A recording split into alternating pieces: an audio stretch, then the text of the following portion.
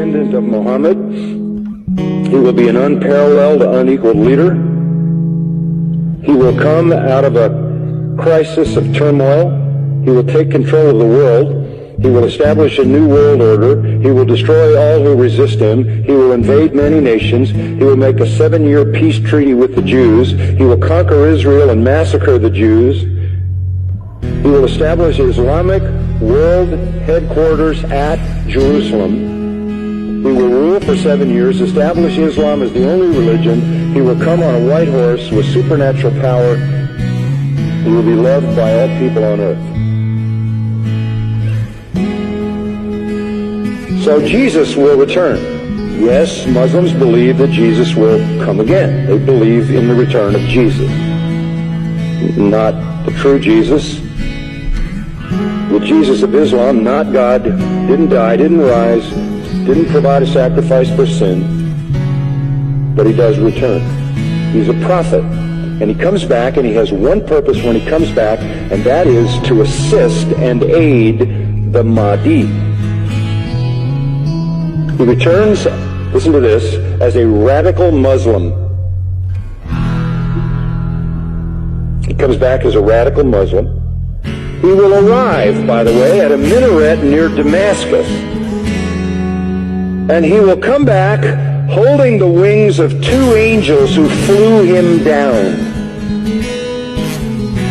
to meet the gathering army of the Mahdi. In the east, the army of the black flag. Jesus, when he comes back, will pray to the Mahdi, who is greater than he. He will acknowledge the Mahdi as his Lord. He will make a pilgrimage to Mecca.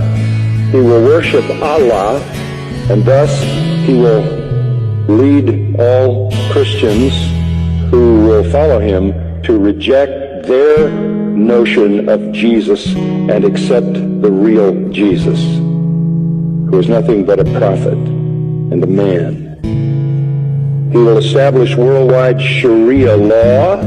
He will become the greatest Muslim evangelist, and he will be the final witness on the day of judgment against non-Muslims. Christians everywhere will affirm that they were wrong, that the gospel is wrong, the New Testament is wrong. He didn't die, he didn't rise, he isn't God, he isn't the Son of God. He himself will come back and point out how wrong we've been. He will correct all misinterpretations and all misrepresentations. Let me quote what their literature says. He will shatter crosses. That's metaphoric for the destruction of the church. A symbol of Christianity being placed in the church. He will kill pigs. He will abolish the tax on non-Muslims because there won't be any living non-Muslims. Can't tax dead people. And then he will do one more thing. He will kill the Islamic Antichrist. He will kill the Islamic Antichrist. Then he will die and be buried by Muhammad, but not until he has destroyed Christianity by revealing who he really is. One of their writings says he espouses the cause of the Mahdi. He is the Mahdi's executioner. He is the Mahdi's enforcer. He is the Mahdi's prophet. And it is he who kills the Antichrist. That leads me to the third person. The Antichrist will show up. The Muslims call him Dajjal. He is the great deceiver. He comes to earth on a mule, and he's blind in one eye. He is an infidel. He is a false miracle worker. This Antichrist, this Islamic Antichrist. But you know who he claims to be? He claims to be Jesus, the Son of God. He claims to be deity.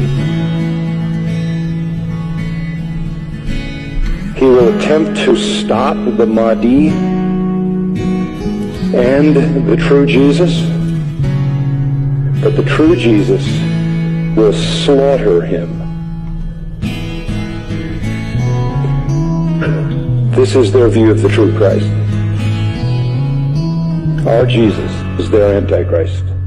Our Antichrist is their Redeemer.